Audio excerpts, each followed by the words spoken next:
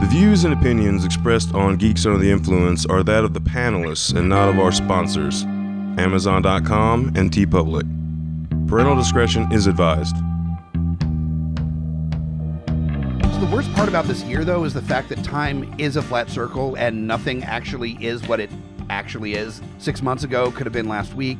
Nothing makes sense You're anymore. getting really philosophical. Yeah, and honestly, I do understand what you're saying, but I really think it depends on how this year affected your life. Like, if for people that weren't like deemed as essential employees and had to work from home, Sure. I could see the days getting lost easily.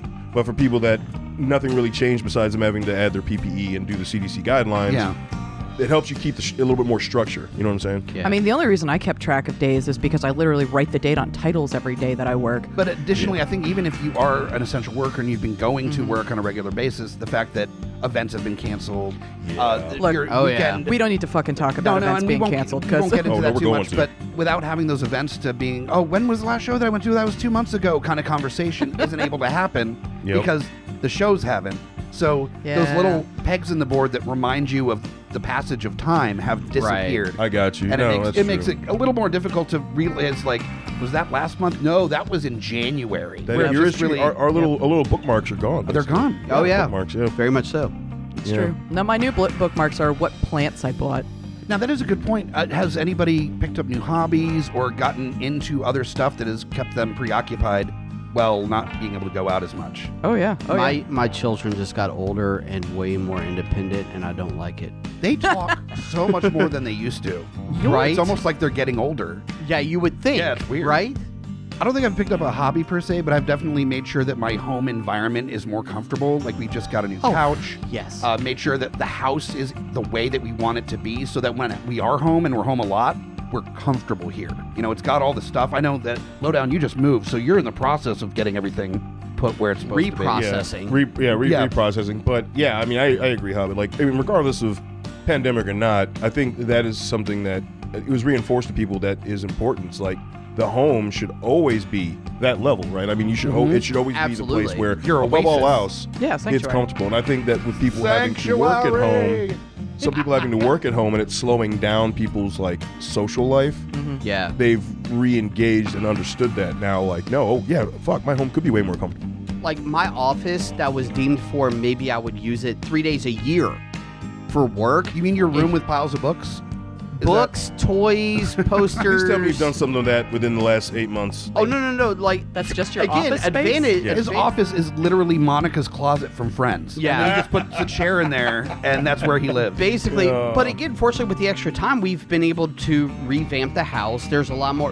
Like, Hobbit has been there. You haven't been there since we've done nearly I've seen enough. some pictures, though. I told you I saw some different Yeah. Oh, yeah. But the office, there is definitely way more space. I just need a better chair. Your living That chair room, is too, starting- seems roomier than it used to. Oh yeah, the furniture's been rearranged, and it's amazing what can happen when you're not working. Like, I say this for my wife, when you're not working 50 hours a week, and you're actually able to be home to help take care of the house. Like, I'm a man, I can take care of the house, but still, it helps for two. Well, it's a partner thing. It's two's better than one. That's what I'm getting at. Yeah. Well, I mean, it's been a little weird for me because all of a sudden I don't have burlesque, and so I'm like, I have time? Right? Yeah. There are evenings where I'm not naked in front of people? Should I just stand in front of the window and hold a plant in front of my boobs fancifully?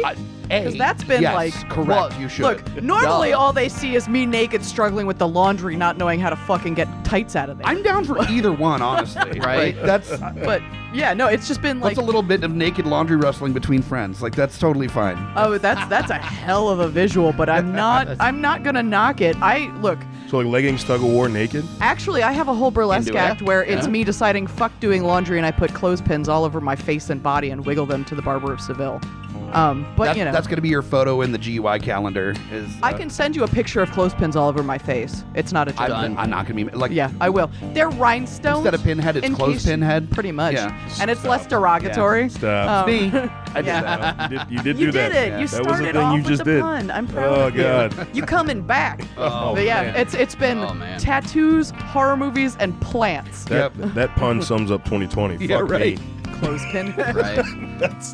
And I'm also, we are going to be talking about 2020 on this episode. You know, one of the things that the network has dealt with is the lack of live events. We had a lot of plans for our 5-year anniversary this year, for for our 200th episode. Shows had things they planned to try to do. Different shows had all sorts of curated movie nights or live recordings, all sorts of stuff that we weren't able to do during 2020. And it sucks, but there is the dimmest of light at the end of the tunnel right now. And it's still giving us a finger. This isn't going to be all focused on the negative of 2020. We're going to be also talking about how people adapted in 2020 to use technology to stay in touch with each other, to deliver entertainment to everyone, how we adjusted as a network in 2020.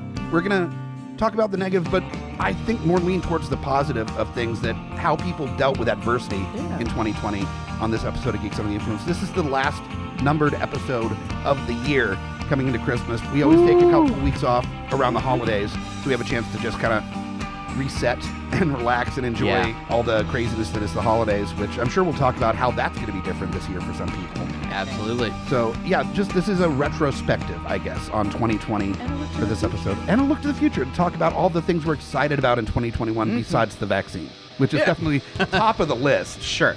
Well, welcome to episode 201 of Geeks Under the Influence. We are things that were and shall be again. A changing of the guard. The tides marching in. You think you can hold out, but you Hey, this is Mike Henry from Family Guy. And you're listening to Geeks Under the Influence. Yeah! Yay! Now, A big thing that Mike Henry put out was that's awesome. No, what I wanted to say was, you realize that even when it comes out, they're talking like summer to fall before it gets to average people. Oh yeah, no. Because 100%. the health workers, health workers, nursing homes, first every response, first line people Yeah. were getting it first. And yeah. I mean, I'm actually happy about that because I want to see how it affects them, because this is the quickest we've ever done it, and it really freaks the fuck out of me. I mean, I really hope that the rollout of the vaccine doesn't happen like PlayStation 5, where the first rollout, there needs to be some like downloads that happens before it works effectively. Like, I really hope that nobody gets the red ring of death on this one. We don't need a fucking DLC for a vaccine. That's really, I mean, honestly, that's really what I'm worried about. Like, we've all had vaccines. We grew up with vaccines. There's things you needed to take to go to school. It was you legally had to take those if you wanted to go to like public school settings, stuff like that. I know anti-vaxxers are fighting that, but whatever. Anyway, this is the quickest in history we've ever released a vaccine, and that scares the shit out of me. That's fair. I think that's more than reasonable. Well, and I don't want this panel to devolve into people without a medical license discussing how good or bad the vaccine's going to be. Are you sure? Because that sounds like a great plan. It's not, I don't think it's just that. I think it's just the average person that is going to be taking this. Sure. Just showing that there is concern amongst the people that have to I think take that's it. incredibly fair to have concerns about it. And that's why it's important to pay attention to the CDC and all the medical information that's coming out about it. Absolutely. There's all the talking heads. They're going to put their own spin on it. I'm much more in line with paying attention to the people making the stuff. So we should go to Parler to get all of our information and just. All right, let's not. Yeah, let's not do that. Let's not What we should do that. is introduce the panel of high-ranking scientists on this episode. Yes. That have all the information. Doctor. To my left, the Dr. Spock of the modern era. Ooh. Oh, God, no. Live long and prosper, No, not that motherfucker. Dr. Spock, the one with the Oh, right. Yeah. Not the hand thing, but like, it's not okay to spank your kids guy. Yeah, I got you. I mean, still technically a hand thing, but Yeah. The ultimate shocker? I don't Oh. Yeah. I didn't get spanked enough as a kid, which is why never mind. Whoa. The I'll have a talk with Amy when she gets home. That's fine. I'm open. I have no shame. We know. A gentleman that is the forefather of child rearing on the GUI network, the Geek Father himself, Mr. Scotty P is here. Hey, what's happening? This is 2 in a row for you. I know, it's weird. Like, I actually have time to do stuff during quarantine. What's going to be great is as your kids get older, you're going to have even more free time as things progress. No, they will always be my babies. Don't you ever say that. So I don't know buddy. if it'll be the same as with his children as is for me, but at a certain point, you're going to have a lot more out after school running around to do. Oh, yeah, fair enough. When it's not crazy. Right. Right in the world right now. Soccer dad or hockey dad? Or football dad. Or football baseball dad. I mean, Just honestly, dad. Theater dad. Debate team. I'll take all the above. Depending on what the kids are into. But I'm just saying, like, there's definitely a lot more after hours activity the older they get. Oh yeah. Is there any like kid rugby leads? Because as big and as hard as his head is, he can headbutt like a motherfucker. I mean, I would hope so. You sounded like a balloon releasing air with that question. Because that head scares me, because all it takes is one headbutt and your nose is broken and possibly jammed up into your brain. How do you think your parents felt your whole childhood? Mine progressed a lot slower than Logan's did. Bonk's Adventure looking motherfucker. Hey. God damn it. Wow. Shit. Pulling in Wow. Good, some Hobbit. turbo graphic See, reference. it took a whole year of him slipping on the dad jokes and me taking over for him to come up with one thing. He's had a couple other like really good ones in some episodes. We'll see about that. You must not listen. No, he's had some really good ones. Don't make my head as big as Scotty's. Genetics, you know what? Again, I will just give praise to my wife for bearing down, and Like she did her literally thing. bearing down. Literally bearing down. Oh. So yes, I love my wife. I love her. The ability to headbutt well is a gift, Scotty. It is. Have you not seen this Cro-Magnum Did you shield? not feel the that's dents my in my special move. Did you not feel the dents in my forehead? No, I came up with your special move. What you do is like, so it's different than your range attack is where you grab your children and you bowl them at the other fighters because their heads are so hard. So it's like nice. X-Men Age of Apocalypse with Sabretooth and Wildchild. Sort of, but I was just thinking like all of the Smash goal. Brothers finishing moves. And the sorting hat of geek special moves here on... But that's good information. People need to know. It's Sure, true. you know. It's true. In case you meet us in a dark alley, a bunch of nerds yelling about X-Men, you need to know what to be prepared for. Right, and all the guests are fucking special trophies or Pokemon, and we pop in and we're like, this is demeaning. The one bestowing all these special powers upon us is a entertainer, comedian, burlesque performer extraordinaire, Jackass. and Yes, professional yes, jackass. yes, jackass. We've got Murphy Lawless here. Hi, friends. Hi. I kept my pants on today because it's cold. It is cold. Yeah. It is a slight bit chilly out there. It is. It's a little It's true. nipply. Yeah. It's true. slowly going away from that weird Virginia weather where it's like No, 80 this is degrees one still day the and 50. It's still doing that, but it's slowly eking towards the cold. That's right. It's pretending it might be winter at this point, Yeah. but Right. Honestly, it's not just Virginia. Unless you're like above New York, it's just climate change, and we're fucking. I don't know why. If it's because we're right in the middle, we're fucking stupid. I mean, Our weather's fucking stupid. I mean, it is, but actually, I'm giggling at that because I just listened to your fucking episode on the chopping block about Krampus, and I'm like, yeah, that's right. They mentioned that in Krampus. This is what the inner voice sounds We like. actually mentioned climate change on Deeply Upsetting. That we discussed that Santa would definitely be Green Party because he lives in the North Pole. There's no ground underneath him. No, so there's like not. it melts. Yeah. He needs the He snow. needs He the has snow. to have it. I'm not moving to Antarctica, motherfuckers. The thing has that. It's just like a little hut and then just his house, and he's like in front of it with a shotgun, being like, just. Are you describing Santa as a libertarian? I mean, Hey, you know. the amount of free presents he gives out, he's not a libertarian. No fair. That's true. Okay. All right. That's you know what? I will legit give Well, it shit he right only gives there. them out if you're Tax good, break. so you have to earn them. tax break. Tax break, yeah. Well, Chari- I'm just saying, charitable donations. Santa gives out presents to those that are good, so you have to earn the presents by being good. Look, that is not free. I am good at it, but I am not good. When we were watching I'm Krampus, out. I was sitting there and I a second later realized that this was my out loud voice when I went, "Yes, take the fat one." And my partner was like, "I think you might be Krampus." Yeah, speaking of the person that is the Krampus of the network, Oh, is our next one up that punishes the wicked. an ancient deity. With, I like with, it. with his powerful headbutts. And we've got- ugliest. And apparently in my giant yell, Yeah, your my shrieking yell. shriek, Yeah. Your my, like, rage and guttural disapproval. And ugly. corpse grinder, Look, Chris man. Barnes. Yeah. We've got Lowdown Pig Brown squeal of MacGyver. death. What's going on, everyone? Final episode of the year. I'm glad that we got to get back on track the last 5 months of the year because Yes. there was a giant gap where everything just sucked massive asshole. And yeah, just the basically. adjustment into doing things a Unwashed. different way and then dealing with internet issues and Yeah, I mean, dealing with it wasn't Yeah. just the having to do it different ways because I feel like everyone adapted that easily. It was just the issues that came with that because now you're just doing there's so many small behind the scenes shit. You're that we had to deal you're with. having to deal with the logistics. All of us doing Zoom for some of those earlier episodes after the pandemic started was fine, but it was like, I had to technically up my router because Yep. apparently my old router wasn't good enough. Oh, for yeah, it the sucked horribly. It was bad. Yeah, it was yeah.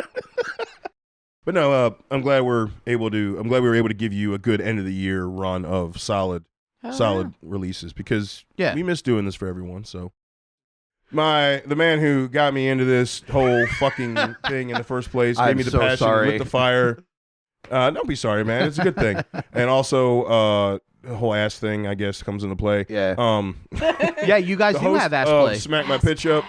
And the founder and of Geeks Under the Influence and the man who deemed me his partner in crime with Geeks Under the Influence, we got Mike the Hobbit Bickett. That's me. Yeah. Hey. Yeah, I am Mike the Hobbit Bickett, the founder of this tire fire of a network, which I am very proud of, and proud of everybody that has a show where it regularly is featured on the shows on this network. I think we did deem it a dumpster fire last episode. Dumpster fire, yeah. Dumpster fire. I never want it not to have that in it. Like I don't want I would never want this to just be like completely smooth and non-challenging Sure. Well, you got to think about it like a burlesque act. You don't need to just have one thing. The dumpster fire reveal can be your bottom reveal. The tire fires can be the up top reveal. There's room for everything in the realm of nudity and fuckery. And I feel it's much like a band that their first albums or so are like really raw. They're not as good of musicians as they end up being on later records, but the rawness of it is what is appreciated. Sure.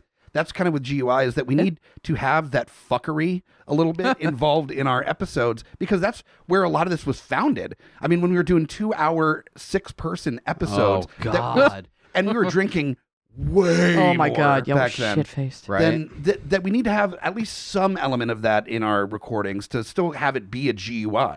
Exactly. I agree. I mean, good to know my role wouldn't change because I'd still be the jackass yelling, yeah, love you guys, and texting and messaging you shit and then fucking everything else up. So one of the things that I've discovered this year through like having the extra time to get into more podcasts and like listen to more things on Zoom and YouTube is that like celebrities are now discovering these words. Like I started listening to the podcast that was started because they finally had the time because of COVID. That's from the guys that were in Scrubs, Zach Braff and Donald Faison. They have a podcast? They have a podcast called Fake Doctors, Real Friends. It's so fucking funny. They get guests on, and they're rewatching the series for like the first time since they first aired the episodes. And it's great, but it's like there's a lot of moments where fucking Zach Braff is like, now explain this to me, Donald. Donald's like, okay, see what it is. Yes, that's what I'm talking about. Great. I love Scrubs so much. That makes my heart so happy. Yeah, and you have seen a lot of entertainers and creators wanting to find an outlet because film production is shut down, TV shows sets have shut down, and the real entertainers are creators. They want to constantly be making something. So you've got radio personalities and comedians and actors and performers all jumping on the internet and trying to find something to do to like entertain people to stay busy. All these fucking great cast reunions. Right. Oh, amazing reunions. The cast reunions. But I was even going to say also the bands. Oh, yeah. For just that little taste of... And Dropkick Murphys was one of the first bands to do it. Ones, and everyone like did it for free. Where they put on a performance, they knew they had no crowd in front of them. Day. Yep. Oh yeah, their annual St. Patty's Day show. That's right, because that's literally when everything first began. It felt weird. Yeah, it did. I couldn't imagine playing in front of nobody. It was weird. Them in the Red Sox stadium, like talking to Bruce Springsteen, who's on the big screen, that's like doing a song with them remotely. It was very strange. It's fucking weird. Like. But having those connection moments are fucking rad. Because a lot of the bands get their energy from the crowd during those live shows. Well, especially in our line of, we was talking to Dr. Murphy, in our line of music, it's definitely crowd-based, right? Oh, absolutely. It's not this poppy bullshit off to the side where they're just going to play whatever. Right. No, but I mean, most we listen to low, more low under the. I mean, I wouldn't call Dropkick Murphys under the table anymore. They're not, but they still have a lot of people don't know they're not technically mainstream either. They're not mainstream. That's what I'm saying. Like a lot of bands, but a lot of bands do. You're not going to hear like that was Ariana Grande up next with their new single Dropkick Murphy. I disagree because shipping up to Boston, that was good. Shipping up to Boston was definitely one of those hits. That was also because that brought them into The Departed. I hate that was because of The Departed, though. It is, but that was one of the big shifts in going to their shows where I noticed the change between, I'm going to say it, largely skinheads, non-racist or not, and all of a sudden the fucking yacht rock crew showing up being like, why did I just get headbutted by this angry femme? I think Hobbit kind of opened it up with naming all the different things that have changed so we can kind of bounce into some other stuff too. Is like you talked about, like Hollywood shutting down and the way they had to adapt to opening back up and filming things. Like there's a lot of shows that ended up putting stuff out. It was just delayed. Like The Walking Dead. The second half of season 10 got pushed back. Right. But also like Supernatural was their final season. Yep. That got delayed 6 months. You know. But if you look at if you watch it, I mean, there's some good editing going on. But if you watch it, you can tell how they altered filming to how things changed. Yeah. It's nothing negative. It's just if you're a fan of the show and you're watching this from the beginning, you can really see little nuances how they kind of had to change how they approached proximity. Well, and what I appreciate is about the shows that are continuing. Like you say, Supernatural had ended, so it was easy enough to end the season. They finished what they were filming, but the shows that are continuing on at least have the respect of what we've been dealing with this past year, where you see on new episodes of current shows, people are wearing masks. They're doing certain things on what is considered distancing properly. You know, wearing the mask in certain areas, certain situations. Hollywood is probably one of the only compliments I'll truly give Hollywood is that they're aware of what's going on and they're adapting to what at least they had in their lap at the time. I mean, that's true, and it is nice to see them taking care of each other for once, because I feel like Hollywood is at odds with each of its levels for so much, and this was a moment where everyone was like, okay, we got to not fuck this up. But one of the things that I've really been able to revel in a little bit is actually having the time to go back and absorb a bunch of things I missed, because all of a sudden I do have time.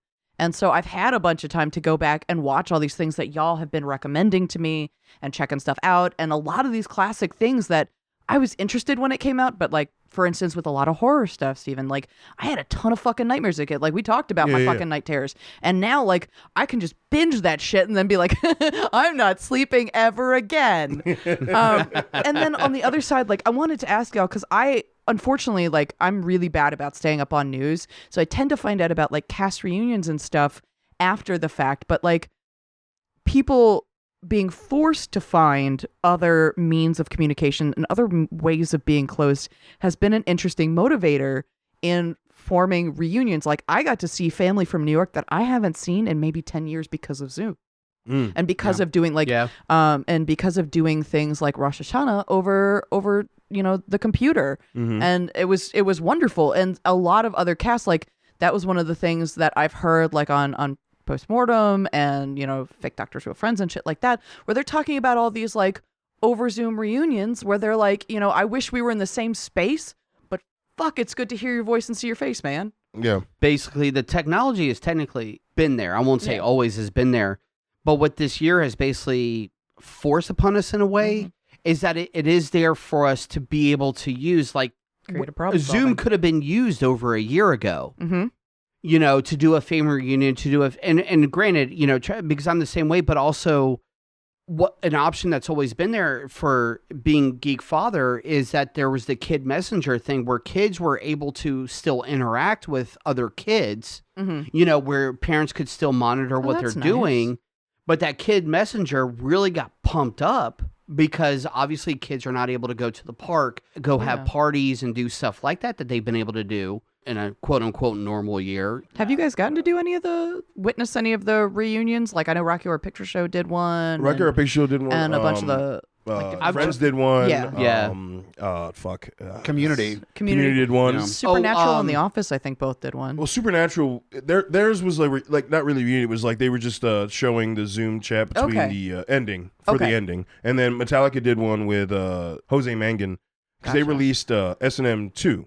So you have seen that more, and you're right. Zoom has always been around. It's just businesses use that. So for international calls or just across the country or maybe just out of the state, what it brought was just it showed that there's a free version that people can actually use to talk to people that are like, oh well, I don't see them unless I go visit for Christmas or the birthday or I drive yada yada. It's like no, you can see them whenever the fuck you want. Right. You just need to download. But there's also sometimes there hasn't been an actual need like the way this past year has been. Exactly. It's a matter of people need. I think moving forward, we're going to see a lot more people always keeping in touch more frequently with other people. Hobbit's done a ton of improvising this year, right? Oh, absolutely. And that's what actually has been interesting seeing how people have been dealing with the change and need for technology with this year and with social distancing and things being shut down, that it's almost like YouTube and a lot of the websites like that equalized when they first came out, where you've got celebrities that don't know how to use a fucking microphone that are coming out with stuff. And you know what? I'm not going to actually shit on them because they're actually trying to create content. And a lot of them have gotten better as time has progressed, have gotten better equipment, or just figured it out as they went along with the rest of us. Celebrities are just normal fucking people that have sometimes the same skill sets as we do. So they're figuring it out, but they're put some like realness to that situation that you've got some kid that's 14 in his bedroom that has a better setup than some 30 years in the industry celebrity that doesn't know what they're doing. And then you're just, well, that's just fucking kids anyway. Because kids are just, kids are just better at all of this technology stuff than all of us are. But I do love that it's kind of equalizing to a degree where you've got celebrities and independent, like non-celebrity people that are able to create content and compete on the internet at an equal level. You've got cool stuff like Josh Gad's Reunited Together that he did, where he brought back old reunions of like Back to the Future and Ghostbusters and like all these classic, mostly 80s TV or movies, and got the casts back together, which was incredible. And those are great. But then you've got YouTube channels that have been around for forever that are just getting more traffic than they ever have before, because people are paying attention, because more people are creating content. There's more podcasts now this year that have been released than any year previous to. Absolutely. This year in June, it broke 1 million active podcasts on Apple Podcasts. Holy fuck balls. 1 million. Wow. That's so stupid. People are starting So shows insane. all the time because, everybody's got that thing. If it's not podcasting, it's fucking underwater basket weaving or whatever the hell it is. Why do we always go back you to ever that? podcasting to underwater basket weaving? I'm saying there's a large Show spectrum. me that bridge.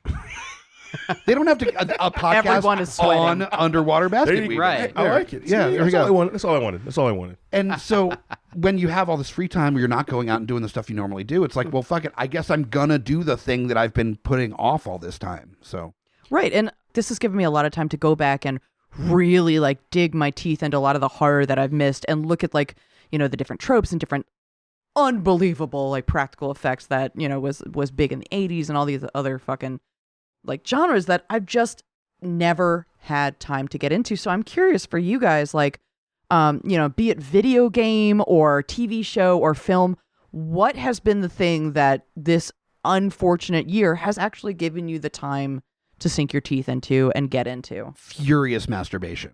Other than that, I thought that was a given. Yeah, that's just an understandable thing. Well, there goes my answer. Oh, well. No, I mean, That's everyone's. Okay, look, y'all are you're going to have doing to it be right more now, creative. so well, shh. Y'all are going to have to be more creative, because in the realm of Amazon and everything else where we can order all sorts of things that we can see if it can fit or what have you, y'all are going to have to pick a different hobby. Have you met my wife?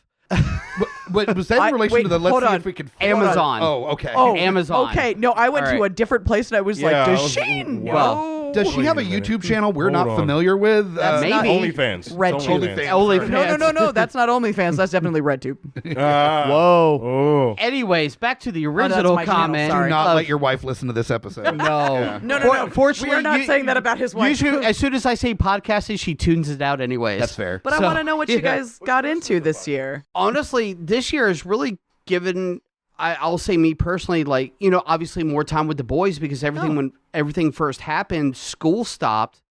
So I had both the boys working from home while Jennifer had to leave the house to go to work Okay. at that time. And we've talked about it all year, basically, on Geekfather anyways, where the kids are playing more video games. They're doing more, they're wrapped up more in their stuff, like YouTube and other things like that. But I have gotten more time with my children. I've gotten more recently more time with my wife, just because of the sheer fact of me not working, or me being able to work from home, not having to drive somewhere. That shaves hour to 2 hours or more from my day that I could be at home doing stuff for the home. I am interested to see if that's something that carries over a little bit more into 2021 with a lot of businesses as far as telecommuting goes, because I've also been fortunate that I've been able to telecommute. Same. And For the most part. there are, for me at least, some major pros to working from home. I'm more productive at home. Now, before we get into the break, which we're about due for here, I do want to make mention about something that has been entertaining for me, at least, as somebody that produces at least an audio show, occasionally video stuff. But I am intrigued by the late night hosts and how their shows have changed. Yes. And there's also some things that translate. Like, I think some of those shows, the way they were handled, were done relatively well. I think the Daily Social Distancing show was pretty good. It feels almost more personal, the way that he's doing it from his living room. Yeah. Stephen Colbert, I love that his wife is just off camera and he's just like trying to make her laugh the whole time, and that's funny as shit. Just talk about his glorious beard. Oh, yes. He gave zero. Oh God, his beard was great. Yeah. I saw him, and I hadn't seen anything of him for a few months, and I'm like, oh shit, bro, you need to rock that, dude. That I think he shaved it now. The amount of people. He shaved it now, unfortunately, but no, it fit him. I don't know. It just worked on him. Oh, there were a lot of celebrities that are like, I get to grow a beard. Not all of them looked good with it. No. I'm saying he looked solid with that fucking beard. But there are I'm the only non-bearded person at this table, so you know. That's true. But there are things that do not quite translate without a crowd. And the thing that I think was the most jarring for me to watch was watching professional wrestling with no audience. Oh God, so weird. It's weird, but it's almost good in a different way. It's almost like this weird German like art house wrestling match thing going on. Have you ever watched German Expressionism? I don't know, but they're expressing something in a crowdless WWE. Yeah. Blindly stating German. Just something. It's weird. So it's either German or Japanese. It's something. But no, it's weird. Give me strength, ceiling. It's one of those countries who fought in WW too. It's one of them. Oh, Jesus.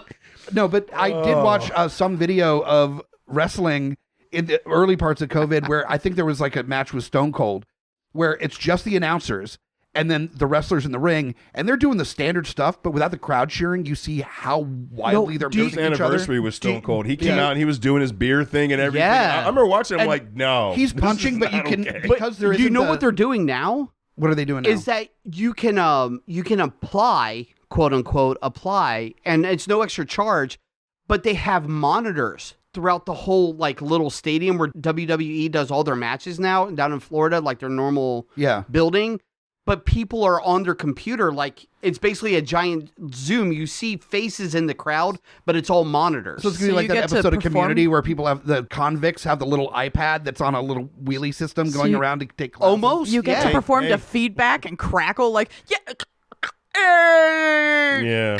Well, I will say the one thing that football did, at least at the beginning, they're going to back. I think they went back to that now because of the spike in cases, but where they just had cardboard cutouts in the stands. Baseball did that way more. Yeah. But they also had fake crowd noise. Oh, yeah. So when you're watching it, it's not like dead silence. In WWE, it was like dead silence. I'm not going to. It was bad for a while. Not given the circumstances. Well, actually, that's part of why I've taken a break from burlesque, because there are a ton of burlesque shows that have adapted and gone online and all that, but like, not only am I enjoying taking a little bit of a break, because it may have been going a little hard, and I would like to refocus who I am as a performer, but you know, taking off your clothes in your living room while your cat stares at you disapprovingly is a whole lot different than like hearing the music surround you, getting into that jam, and like staring someone you don't know down and being like, taking this off for you. You gonna stop me? And they're just like, don't judge no, me, and I think I'm gay now. Yeah. No. Oh yeah. No, that is a real story. And just so you know, if you look a woman in the eyes and say, "Would you like to hold my sword?" She goes, "Oh God, yes." That is the answer. I also I know nothing of the sport world. I am familiar with the silent WWE, which is interesting. But I got to replay and become far too deeply obsessed with one of the video games that I was hoping would have its sequel this year, which is Hollow Knight. And I'll talk about the sequel that was supposed to be released earlier this year, a little later in the episode, but it's been really awesome to have that extra time to dig into the to all the lore in the video game, to see all those levels, to really be a fucking dork and be like, I'm gonna go for this fucking achievement because I want this achievement. That's what I was getting at with the video games. It's like where I have that little extra time, put the kids to bed, and I have that few extra minutes where I can work on that extra level of the game. Maybe what are the small advantages to the way this year has been? Yeah. It was a good time to take a break. So when we come back, Done. we'll get back into more conversation about the retrospective on 2020, a little bit about what we're drinking, and all the rest of the crazy. So we'll be back in just a minute. In a world ravaged by movie studios that keep rehashing the same things, only one podcaster has the guts to make it even worse. Join Mike the Hobbit as he traverses the internet to bring you some of the best and worst ideas for reboots, remakes, and reimaginings of some of your favorite and least favorite TV and film properties. Ideas like a John Waters He-Man movie, Fantastic Four the musical, and Aliens, done entirely with marionettes. What podcast would bring this evil upon the world? This is Smack My Pitch Up. Available anywhere you get your podcasts. Hey guys, Scotty Big Daddy Preston here. That's right, the Geek Father, asking you to join me here every other week with friends and family of the GUI network as we go through all the trials and tribulations of being a geeky parent. So remember, join us or cry. Coming straight from the mouths of madness, I'm Lowdown. I'm FU Hunter. Do you love horror? We fucking do. So this is a podcast dedicated to all things in cinematic horror. We're talking movies, television, composers, special effects artists. We're gonna fucking cover it. So if you love horror, Embrace the madness. My name is Amy Bogard. And I'm Mike the Hobbit. And we are the hosts of Deeply Upsetting, where we use our expertise to answer your most upsetting hypothetical quandaries, such as, what non-winged animal deserves wings? And what body part deserves a secret mouth? Which cryptid is the worst roommate? These questions and more that plague you will be answered on Deeply Upsetting, available anywhere you get your podcasts and at GUIPodcast.com. We're back for the second half of Geeks Under the Influence, all things 2020 retrospective.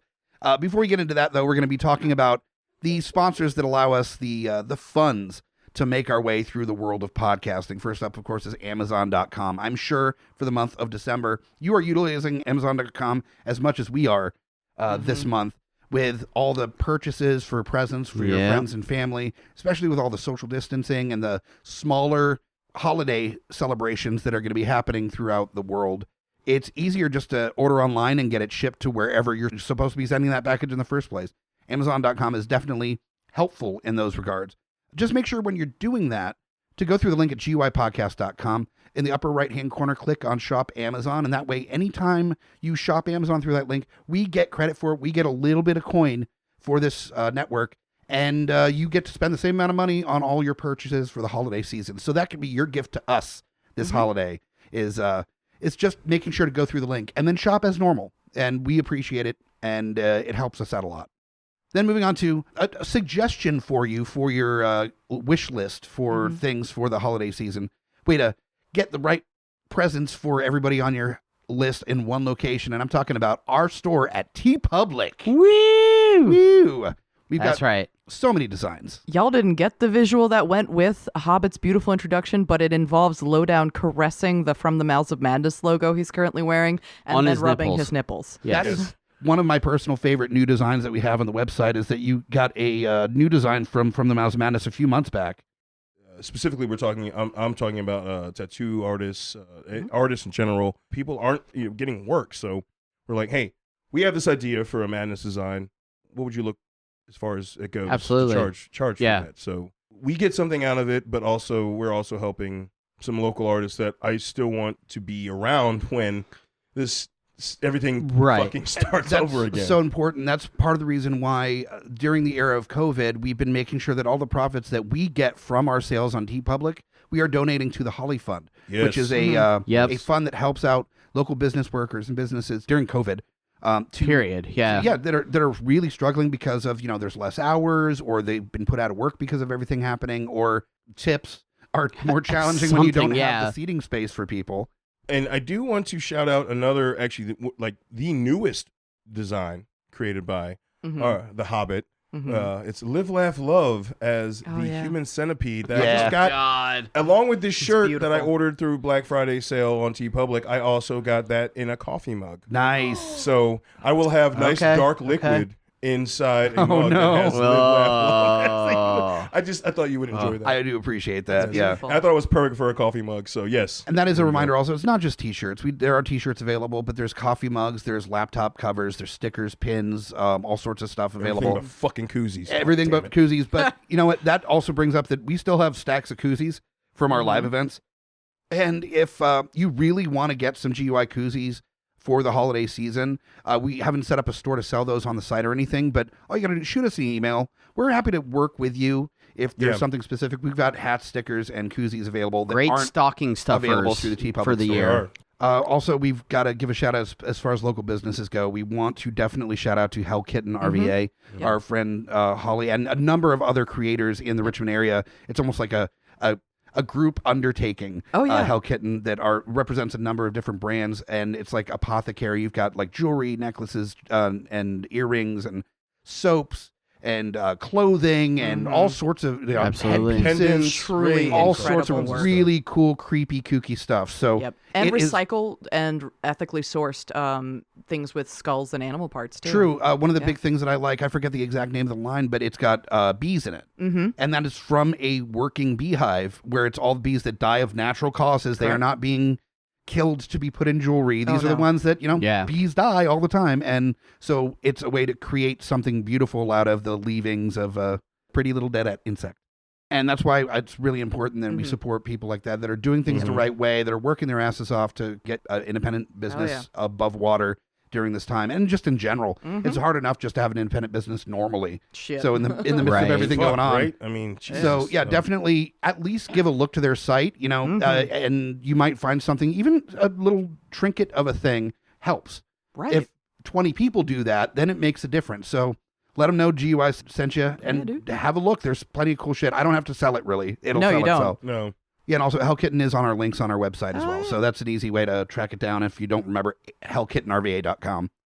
Which also easy. Yeah. So, all right, into the second part of the second half here, the spirits that allow us to lubricate this show a little bit. We're talking about what we're drinking.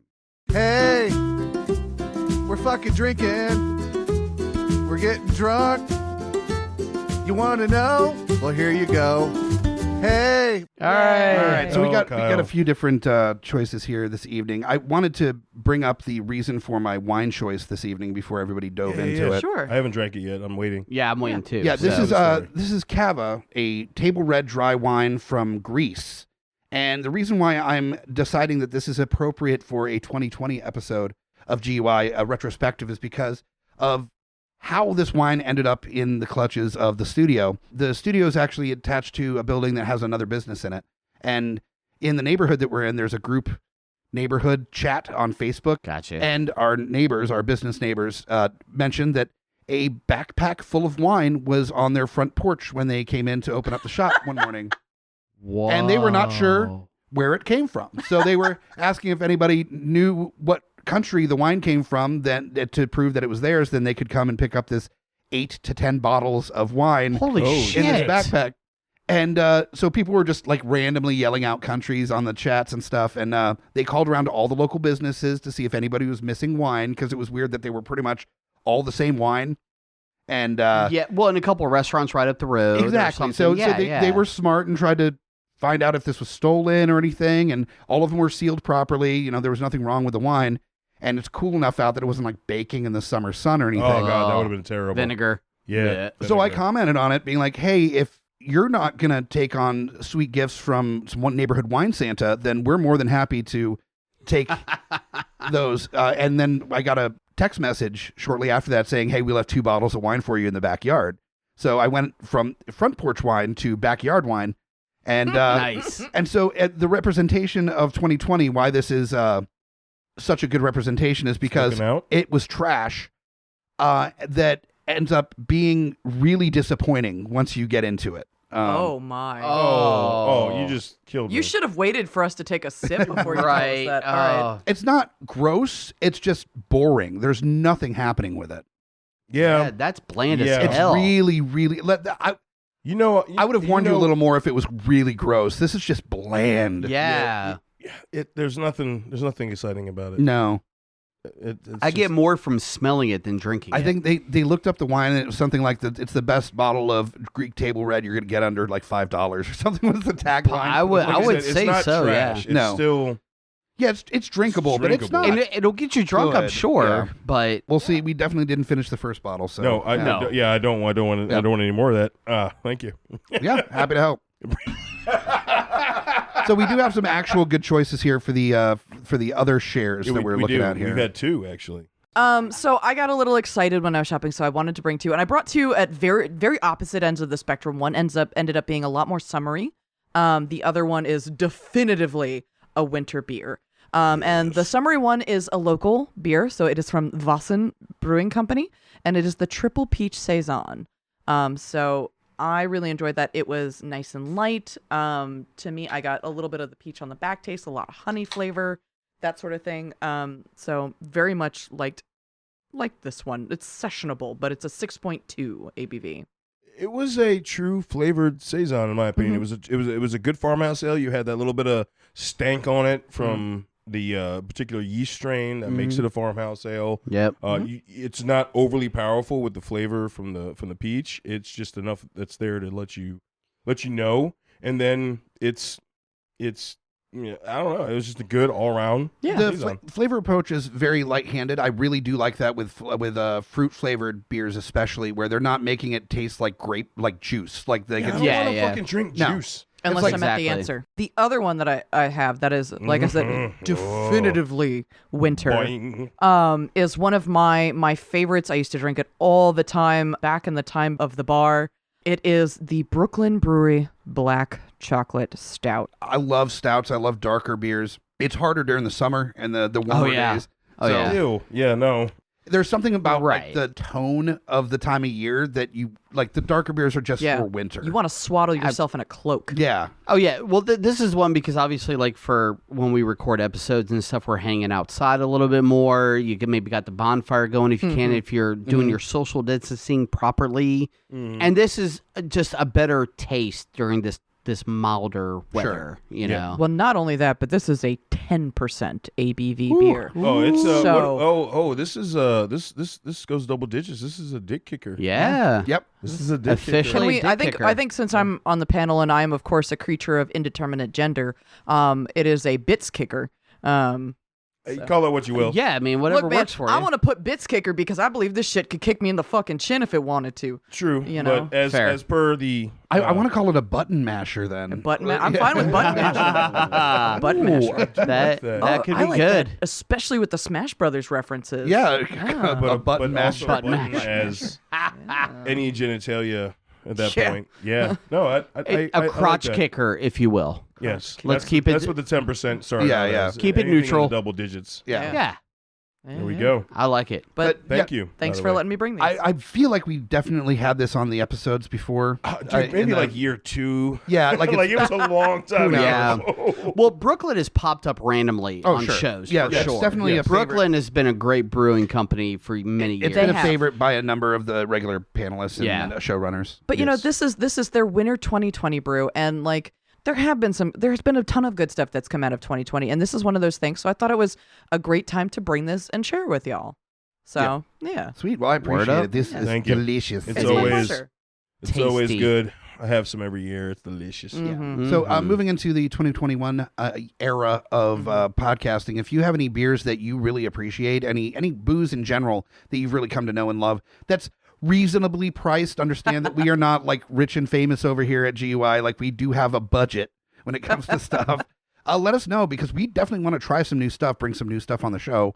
And hell yeah, we're just as open to suggestions as we hope you are getting suggestions from us on these episodes, and not just PBR. Which is like that was a staple for like the first like 50 to 100 episodes. Anything Hunter's on. There's almost always a PBR somewhere on the table when we record. I was about to say 99% of the time. Pretty much, yeah. The People's Beer of Richmond. That's right. Getting back into the actual subject matter here of the episode here is the 2020 in retrospect. And we've glanced a little bit about the nature of using online for creators to get an audience to watch their stuff. Right. For years, living in Richmond in the quote-unquote punk scene, that was always about like the independent artist, the do-it-yourself type. You DIY, support. Man. Richmond's DIY as fuck. Hell yeah. And that's one thing you've always supported. 2020 has just reinforced that like a monster. But it is also, it is a challenge though. And I want to kind of get your guys' thoughts on this as well, is that as much as I do want to support local or just like bands that I really like or entertainers that I really like, it is challenging to sit down and watch a stream of a live event without a crowd, and because normally even on their YouTube page there's old concerts they did where there's something about the live element that it makes it a different animal completely. Yeah. How about I would 100% agree. Like my level of where I'm talking about as far as support local is, do I want to support local bands? Yes, I do. Is there a huge separation?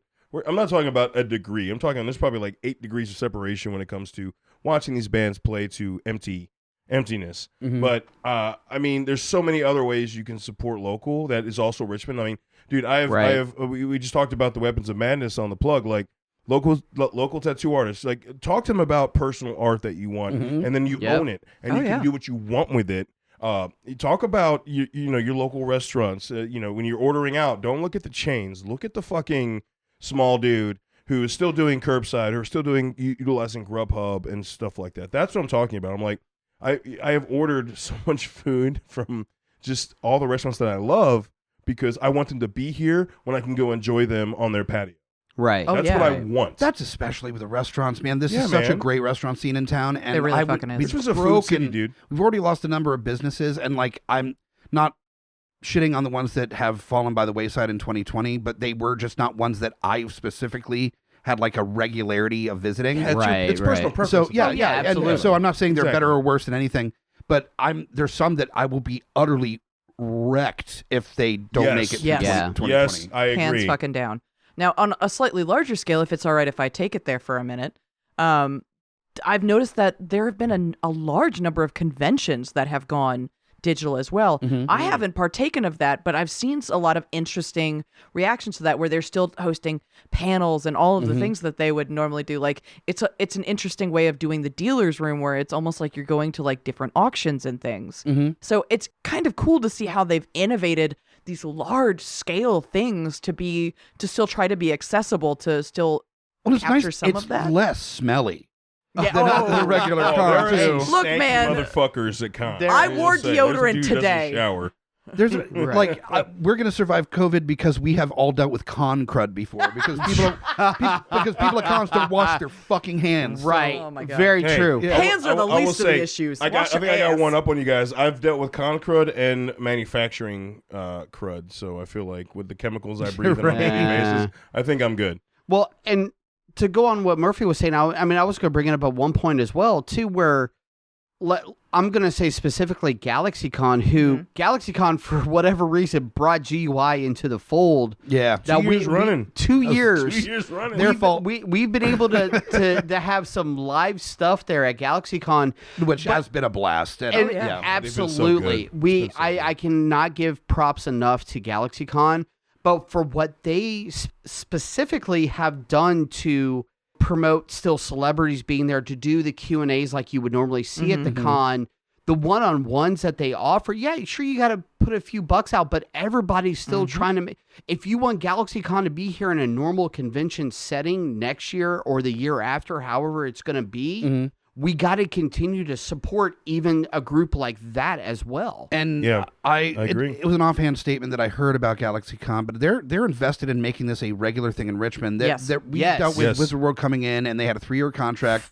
And they kind of phoned in the last one because they wasn't showing enough return quick enough. I don't feel like we're getting that from GalaxyCon. They are committed to Richmond. GalaxyCon, some people that are involved with GalaxyCon, they're like, We're going to invest to build because it takes time to build a base. Yeah, and they've done it in Florida. They've done it in multiple places. This was pre-COVID. Yes, but, this is pre-COVID. So COVID has challenged every single con franchise. Yeah, anything convention-wise. Period. Yeah. On that plus side, like I have noticed people they've really brought it as far as doubling. There's a ton of people that are really getting in there with their marketing online. Like I get emails from GalaxyCon about hey, we're doing this, we're doing that. We got this, we got this live stream, we got this live stream, we got this. And they're great about reaching out to different people. Like so many people, in my opinion, this year have taken such initiative that I fucking love it. Like, there are some days where it's fucking tough to get out of bed, but you know what? There are also days where we get up and you're like, you know what? Today's the day I reach out to the entire fucking world, and it's great. Yep. The first half of the year, I think this is what it's going to be still. Like, I don't see any difference in anything going into 2021 with cons and everything like that, you know. Well, and even different than cons, like props to Kevin Smith or whatever it is for the movies pop-up stuff that they've still been doing. Not only, I mean, the pop-up stuff would still be happening, but they have followed so much protocol, but still you have to, but they've still been allowing where people can still come enjoy the event. They've been there at times, and where you're still getting the experience that you would have. Just honestly, let's agree where it's a little bit better, where it's just less people. You know, truth. I mean, that's truth to that. Honestly, like, so one of the things that I think is cool, like, so I'm going to talk about two separate things real fast. I'm going to do one real fast and the other one. So one, like, okay, not super involved in GUI, but the Great British Baking Show. You know, that's... I watched that with the wife. Oh, fuck, I love that I've watched damn several show. It's a good show. It's Also, hypnotic. it has Noel Fielding. Yeah. Can we talk about everyone has their own awesome position in that show? know. And it's so good. That show also has my fucking doppelganger on it. I don't know about... No, Okay, I I'm had fine. several people message Fine. me that, was it Mark L?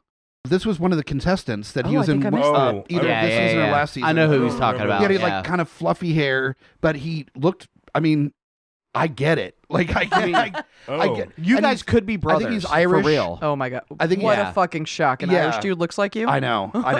But he was very sweet, and everybody, all the other contestants really Everyone liked on him. the Next you're Great gonna British tell me Baking there's Show a is Norwegian sweet. guy who looks just like you. Yeah, weird, right? Wait, hold Okay, on. yeah, Holy yeah. fuck. But the thing, like, they have, instead of people going home, they've constructed a village for their contestants to live in. And so they've, like, while they're, like, quarantining together, they've really gotten to bond in a different way. And it's kind of So cool. They're doing the show, and they just have to live there while Right. they're doing the show. Right. They've that's made, cool as like, a shit. little I village. haven't that watched they're the new season. Yeah, that's what The wife they're and doing we haven't watched it, currently. but like I got into that because the kid and the wife likes Yeah. it, and I'm like, they're They're making some delicious looking shit. Oh, my God, yes. I Yeah. can't even... Like, And the diversity that comes on that show too is pretty Yes. rad as fuck. I'm Yes. just gonna say they're very diverse.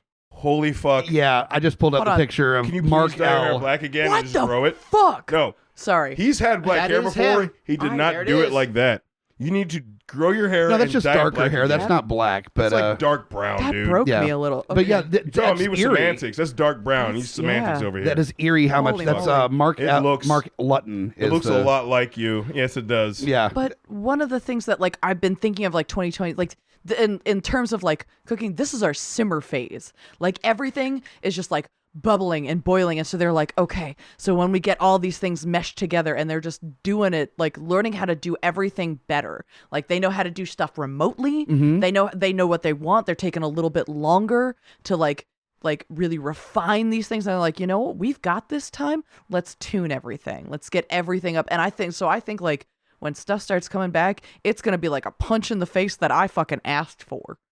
right. I can agree with that. I think I see that. I think we've already seen some of that now, and that people that just already had shit waiting, and then it was just so quick for them to just just to alter it, and then bam, it's like here's your fucking Or bands that haven't been together in forever decided, like, well, I mean, we don't have to travel because no one is. Let's just work remotely with each other yeah. and get some other shit out. And we've got like reunions of bands happening, or bands that haven't released shit in years that are releasing stuff.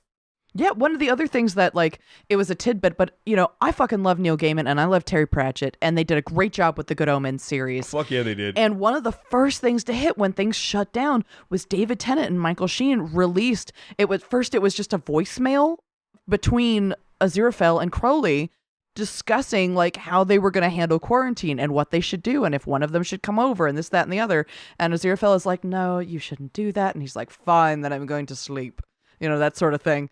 But it was just like a lovely little tidbit. And of course he says it in a way like, well, I really want to hang out with you, but fine, I'll just go to sleep. You know, Right. because he's totally just like not acknowledging that it hurt his feelings. Oh yeah, no, 100%. Like I am team eternal boyfriends. You know, Dude, like, they are the cutest fucking couple. oh my god. They're the cutest non-acknowledging couple. We say non-acknowledging, but if you In the okay. show they do, but in the book they don't as much. It's They a don't. little less, but it's drier because Terry Pratchett had a little bit more direct input, and his humor is a little drier than Neil Gaiman's. Like, I feel like they could have told the story differently, Mm-hmm. more true to form. I feel like they cut out some of Gaiman's darker stuff. Yes and no, but the thing that was most important to me that they kept is that the thing that caused them to triumph was that the Antichrist, instead of being either good or evil was human. And that humanity is what caused them to triumph. And I think that this relates directly to the things that is going on now, is that, us being human and being human together is what's going to help us through this. No, in 2021, every one of you fucks, we gonna bring it. Respect your fucking neighbor, respect your fucking family, respect everybody. Humans come together. Like, none of us love this shit. I feel like most of us hate this shit, but us hating it but also still acting upon the proper thing is going to get us through this. Like, your move is to hate fuck people audibly into loving their fellow man. Hey, dude, that's what got me into it. That's how he loves. Yeah, that's how I love, dude. I'm like, he shows affection. Like, I don't look. You guys listen to me GUI long enough. Lowdown's my perspective on things. Like, look. It comes down to it's just coming down to survival mode, bro. Like, stop being fuckheads. Fucking, love your fellow man. Do your thing. Do what you need to fucking do, and we will come out of this. Why is America so behind all this bullshit? And I'm sorry. I can't hold that back. If you want to take away like the personal opinions on how effective everything is, take that completely out. Yes. And look at the actions that are going to happen based on infection rates. Right. And look at that very specifically. Look at the data, the strict data. The data. Yes, the strict data. Opinions on whether it's correct or not out of the window, because this is how it's happening. So, and your opinion about it isn't going to change that. So exactly. Look at what the CDC suggests, how it's going to be handled. Walking around without your mask. That's why I need him. Contributing to higher transmission rates is going to shut down businesses. It's going to end more businesses. If people are washing their hands, wearing masks, being mindful, social distancing as much as possible, having your little pods of people, sure, which even CDC's like, nah, and people are like, oh, give us this, fuck. Give us one little fucking thing. I need to touch someone. No, Hobbit can speak Lowdown better than Lowdown can speak Lowdown. So, no, that's exactly what I was fucking saying. He knows where I was at. He's the Aziraphale or Crowley, and that's what I'm fucking getting at. Oh my God. Nice. I feel warm and oozy inside. Good, that's what I aim for. And okay. No, but Hobbit, you said everything I wanted to say in a better way for everybody, because I'm just like, why are you being so fucking stupid? You're like, no, data, stop being stupid. Listen, I looked at the numbers. Actually, I posted on my personal page this week is that we're at new records of transmission and new numbers of deaths. That there are over 3,000 people a day dying. Yeah, which means that in 8 days in the United States there will be more people that die than last year from the flu. That's brutal. 8 days. Honestly, that'll crush the whole argument of the flu thing. I feel like anybody that's still using that argument is just not paying attention to what's happening. That was my point as well, is that the initial argument for this whole thing was like, well, you look at percentages or things compared to the flu, it's beyond the flu at this point. It doesn't matter what you think it should be.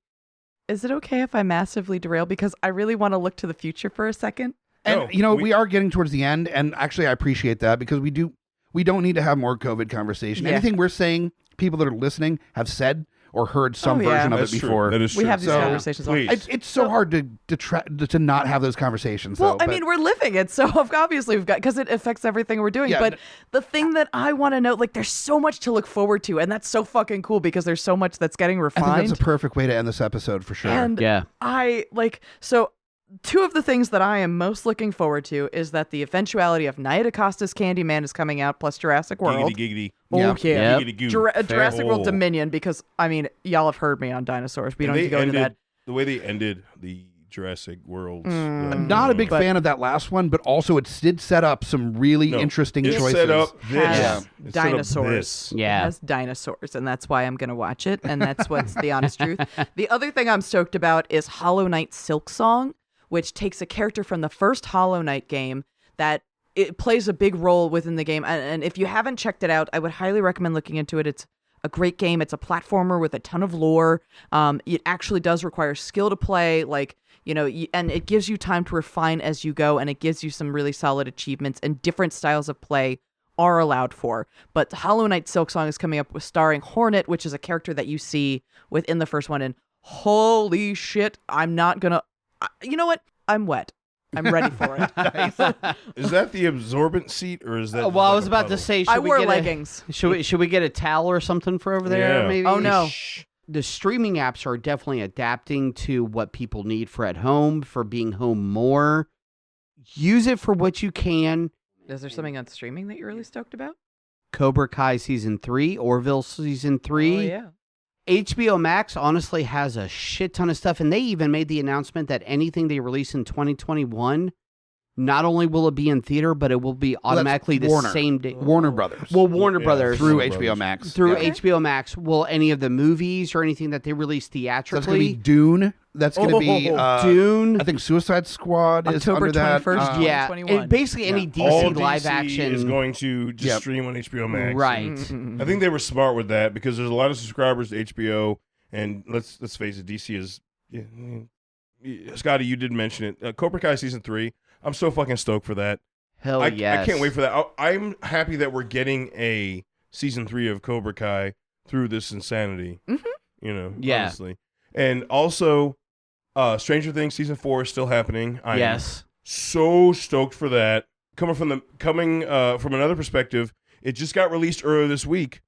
Concrete Cowboy it got landed on Netflix. It's coming in 2021. Nice. So that's Idris Elba and Caleb McLaughlin. So Caleb McLaughlin, if you don't know, is Stranger Things. Idris Elba, if you don't know Idris Elba, just go look at a movie. Don't watch Cats to see Idris Elba.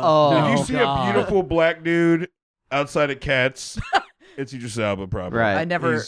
Go watch Hobbs and Shaw. I don't know what to tell you. Idris Elba's fucking... Hobbs and Shaw. Oh, I just Go watched watch The Wire. The Losers. It's all on Amazon. So Idris Elba is your Jay Baruchel.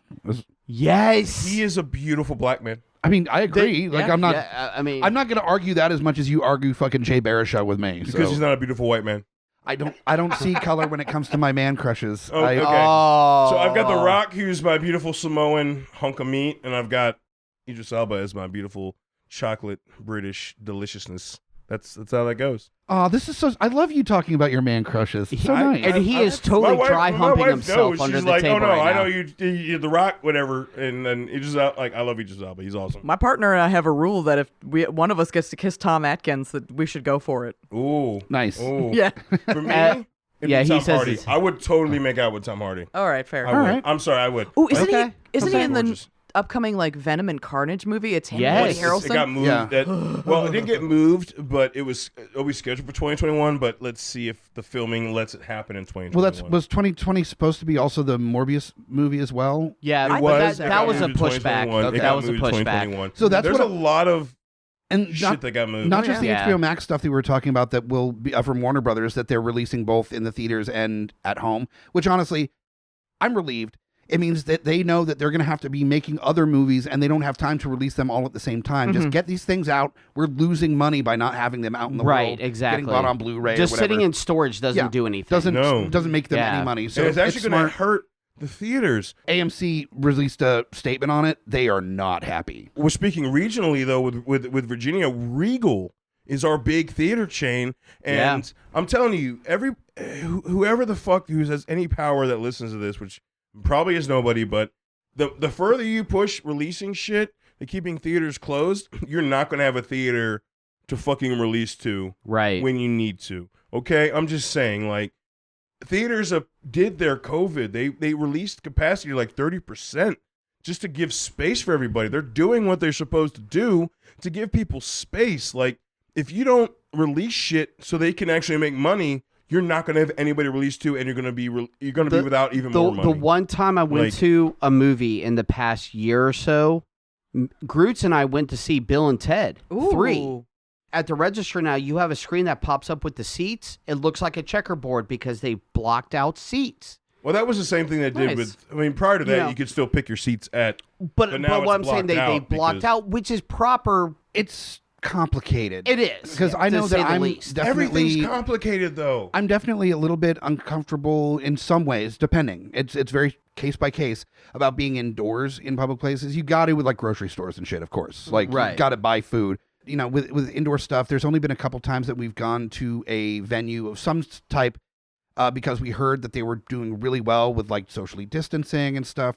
And when you get to your table and stuff, there's a relief of okay, this isn't bad, but it's still, you have this overlying kind of a discomfort.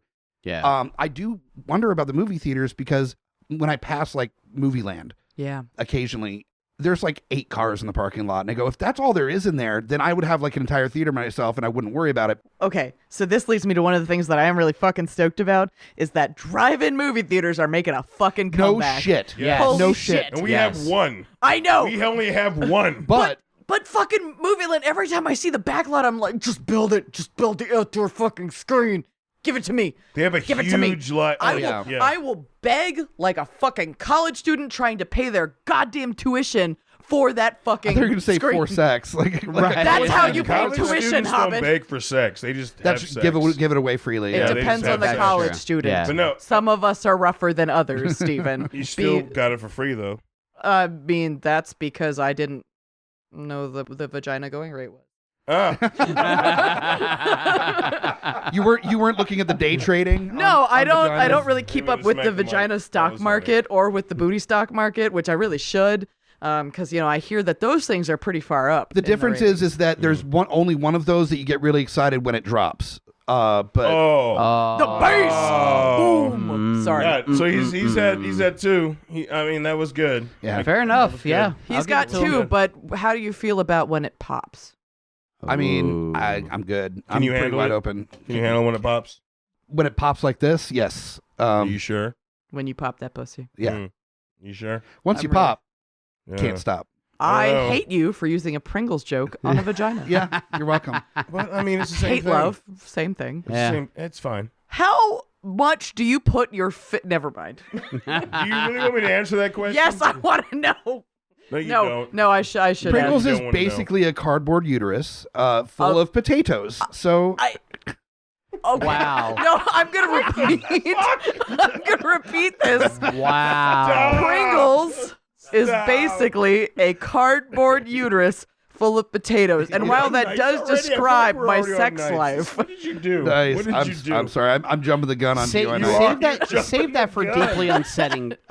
no, Okay, so It's, I want it you know. now. So to finish the episode, I want to shit. state that there is going to be a massive amount of arts that we're going to be able to enjoy. It's sports, arts, like entertainment that requires crowds or participation in some way, shape, or form. Yes. When we get to the point at some time next year where vaccines are readily available, the vast majority of people have had access to it at one point or another, when we can start beginning to exist as we used to. Dude, the melding Right. of all the things we've learned is going to be so go back fucking to existing cool. like we should. Dude, humanity is not meant to be alone and quarantined. True, Humanity correct. is a social fucking race. Yes. Right. That is the race. So we're going to get back to, and I'm going to say, folks, don't expect it in the first half. I'm looking more the second half. That's where my mind's sometime at. early to late summer. Yeah, is that's gonna where be I'm at. That's where I'm at. the just being wheelhouse we're real. looking at, But yeah. we will get back to normal, and we will all be better for it. Honestly, I think it's just going to be so fucking cool when we can meld everything that we've learned about all the remote stuff and all the virtual stuff with all the physical Rad stuff. as fuck, right? Holy Yeah. shit, dude. Fuck, This is right? going to be this is going to be the future we were fucking hoping for. Knock on fucking Conventions are going to be a lot more fun when you can start combining the technologies. Speaking of good stuff, if you like anything that you've heard on this episode or previous of Geeks Under the Influence, make sure that you rate, review, and subscribe. You can do that anywhere you get your shows, any podcast catcher app, Apple Podcast, Stitcher, what have you. And make sure to rate and review where you can. Tell your friends. The easiest way to get bigger numbers as a podcast is from word of mouth. This is all grassroots. We aren't spending money on Absolutely. advertising, so No. we need you as a listener, as a fan, to tell people about us. Post on social media. The algorithm for Facebook is weird now that if we post as a page, Fucking there are stupid. far less people Oh, that are going to see it jeez. than if you, as just a listener, as a fan, post a link to our shows. Right. More people are going to see it that way. So we appreciate all the time and energy that you put in to listen and enjoy the show. And for that alone, we appreciate it. Absolutely. If you Yes. have it in your hearts to subscribe, to write a review on Apple Podcasts, to share it with friends, that's a gift we can't return. Like we appreciate it There's regardless. nothing we can Yeah, do like, besides keep giving you just content. keep giving because it's content, so good. but it's the best thing that you could do for us, and we would appreciate it greatly. So Yep. that's all that we ask. If you have the time to do so, we would appreciate it greatly. I want to thank my panelists for being on all the shows that you have been, not just this one, just all the shows that you've been part of. The We try. showrunners here for putting all the time and energy into your own shows. So I'm the only person here that doesn't run a show on GUI, and Yet. We'll see. You are prime. Look, we'll You see. are. But You've been brazen. I want to say, and I'm sure that I know that there are other people that feel the same way that I do, is that listening to this podcast has been one of the things that has been able to help me through this time, because it feels like hanging out with my fucking friends no matter where I am. And for that, I fucking love you guys. Even when you do crazy things, even when you say shitty things, I don't fucking care. Be nerdy, be you, be wonderful, and thank you for making this fucking And you podcast. are one of the many reasons why we keep doing this. That is all we ever want to hear from anybody who That's listens to GUI. It's just like, no, you guys could be brazen, you guys could say some fucked up shit, but it's never a place from hate. It's just like, I love you guys. Support like this is why we keep going. Well, thank you. I had this conversation with a friend recently about the motivations that people have to be an entertainer in some way, shape, or form, whether it be writer or singer or whatever, or even podcaster. And I feel like there's two different modes that people get into. There is the one that needs the spotlight on them. Yeah, fuck that. It's like, hey, everybody look at me. Right. No. I think there's a small percentage of that in all entertainers, but there's also the other side of it, of people that just want to create and want to entertain. Yeah. That they get joy out of making people laugh. I prefer the second. I prefer to look at myself as someone that just does this because I enjoy bringing joy to people. Like I enjoy, creating something and being part of it. So I feel like most of the people on the network and our regular panelists are of the same mindset, where it's fun to do something, to create something and put it into the world. Right. And it takes all of us to do that. Right. Every fucking episode GUI does wouldn't fucking matter if it wasn't for everybody on the episode. Everybody. It's all inclusive. Everybody's input is what makes GUI flow. And especially for 2020, how we've adapted and we've grown. Scotty, you got it. We've adapted and grown so hard as a network, as individual podcasts. Friends, family. As friends, as family. Community. Everything. Basically, absolutely. We've become the embodiment of what I love to say is Richmond. Like, it's family, it's friends, absolutely. It's supporting, and it takes a village to make dick jokes. It does. Damn right. And Star Wars jokes. And Star Wars jokes. Star Wars. Sorry, yes, Star Don't Wars. Don't forget the fart joke. All I'm saying is that everyone has their own individual reason for wanting to do this, but at the end of the day, none of that matters because it all goes to supporting each other. Right. I have preached this since day one, starting Geekfather, that this is community. It's one tribe. We cannot do this unless we have the right support, the right people here with us arm in arm. We need unity. Absolutely. That's what we need. And if you haven't figured that out by now, please figure this out for this episode. It is unity that will get us through all this shit. I've said it time and time again on this show over the years, is that old trope of, as the tide rises, so do all the boats in the harbor. Is that yes? No, exact. That's the same. Is that yes? God damn it! Did I translate Lowdown again? You did. You made it sound better. Like that's what I was trying to say, and Hobbit just made it sound. When better. we do live shows again, we need to do that where it's like Lowdown gets all blah, like blah, where blah, blah, Obama is translated by. He's your anger translator. I'm your anger translator. Thank you. There you go. I need that. That works. It's like, you motherfuckers are fucking up. It's like, I have some thoughts. It's the reverse. I'm like, you motherfuckers are fucking. What the fuck is wrong allow with me you? to elaborate. But no, I mean, Hobbit just said it. Like, we all rise together. Yeah. Right. Absolutely. God damn it. And I fuckers still don't understand that. I'm still astounded by the number of people that are regular panelists or come to the live events when we were able to do them, and when we will do them again. Mm-hmm. Yes.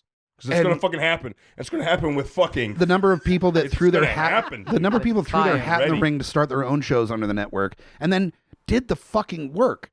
That when I was like, I can't do the editing, you gotta... And then took the time to learn the editing, to like get it figured out, to learn how to post their own episodes. Like, did everything to kind of... A, take it off my shoulders, but B, just become a showrunner. And like, show the initiative. Yeah. Like, I've talked to people about that. It's like, dude, you just showed the initiative. Like, what do you mean? I'm like, no, you did all the things. Like, oh, I just thought I did what I was supposed to do. It was like, you did, but that shows the initiative because you did what you were supposed to do. No shit. And that's how we're going to continue and push all of our friends, all the local businesses, go into 2021. Cheers. So make sure everybody stays strong, stay healthy, wash your fucking hands, wear a goddamn mask, support local. You know what? Be ballsy where no one else is fucking ballsy. Say what doesn't go. What goes unsaid. GUI, we question everybody. I know what you're saying. Is that at the end of the day, you've got to find your voice, and when you do, you're going to be absolutely astounded at how many people are excited to listen. Absolutely. Exactly. See, again, I know what I'm trying to say. Aziraphale and Crowley. Yeah, right. What you guys don't see right now is them jerking off each other under the table. Dry jacks. It's beautiful, really. It's the powerful dry jacks. It's the scary ones that might cause permanent damage. Yeah. Aren't those the best? His dick's got a little more crooked. This is already going into night, so let's cut it here and finish this episode of Geeks Under the Influence, this supersized version. Thank you so much. For listening to this episode. There's going to be a Nights that comes out after this one, and then there might be another little special thing that we throw out on the stream before the end of the year. But, going into the holidays and maybe the first week, maybe two of 2021, we take that time off. Yeah. So we can just kind of take a breather for a minute. Yes. And so take a listen to old episodes, or, take a listen to some other shows on the network that you haven't really taking the time to check out. That's actually perfect. Yeah, there's 10 shows under the network. Take some time and check out Beautiful Disasters, Geekfather, From the Mouths of Madness, Smack My Pitch Up, Deeply Upsetting. There's so many shows. Check it out. Seriously, check them out if you haven't yet. Thank you so much for listening. We'll find you in 2021 with more episodes of Geeks Under the Influence. Thank you for making 2020 a little bit more bearable. Thank you. By being fans and so following fucking us. Much. And we'll find you next time. I'm Mike the Hobbit. Join us or die. I know you got a point, Hobbit, but shut the fuck up. Join us or die. Join us or die. Or I will swallow your soul.